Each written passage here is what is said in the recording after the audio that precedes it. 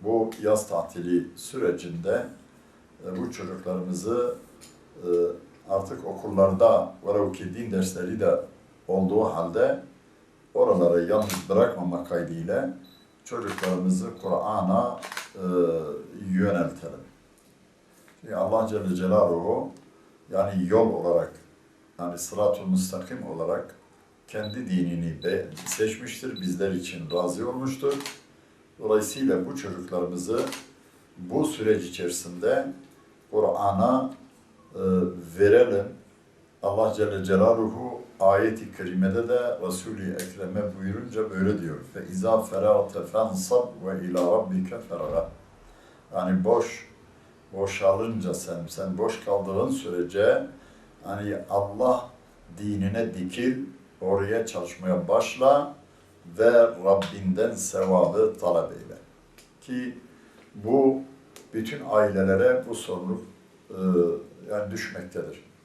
Çünkü hakikaten biz yani ve bütün dünya alemi şu anda sıkıntıyı çok görüyor. Yani bu dünya ancak rotası, huzuru, ondan sonra saadeti ancak Kur'an ile Allah'ın bize çizdiği metot ve din ile olabilir.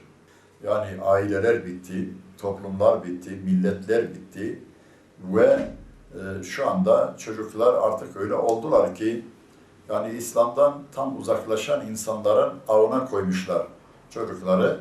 Yani dağ kaçırma olsun, efendim piyasada tinercilik, bilmem işte esrarcılık veyahut bilmem yani kötü yerlere alıştırma olsun. Sanki bütün aileler yani bunlarda bir sorumluluk hissiyatı olmadığı gibi çocuklarını bunlara teslim etmişlerdir.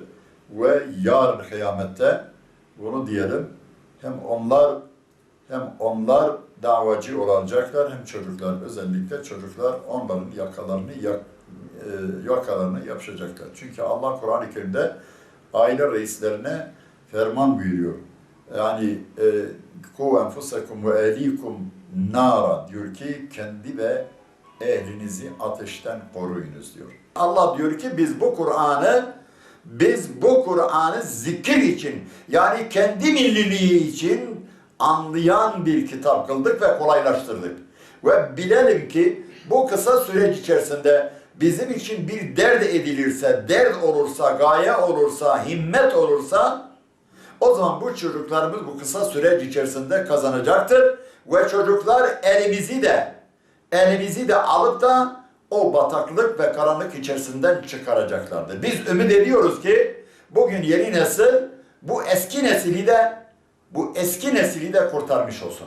Biz şimdi bu toplumu ıslah etmek için neye başvuralım? Arasak tarasak Kur'an'dan başka, dinden başka, İslam'dan başka bir şeyi bulmuyoruz. Onun için en güzelini Kur'an öğretiyor ve bunu da sağlam ellere gönderelim çocukları.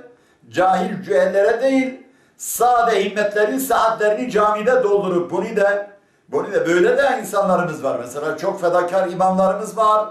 Derneklerde mesela sadakatli abilerimiz var, kardeşlerimiz var. Çalışıyorlar, çalıştırıyorlar, eğitiyorlar, üretiyorlar. Onun için Resulullah sallallahu aleyhi ve sellem duada bulununca diyor ki ya Rabbi dinim benim en büyük gayem olsun. Himmetim dinim olsun. Bizim de himmetimiz olsun, hedefimiz olsun. Bizden din görünsün, biz oraya doğru yürüyelim ve Allah-u Teala kavuşturacaktır.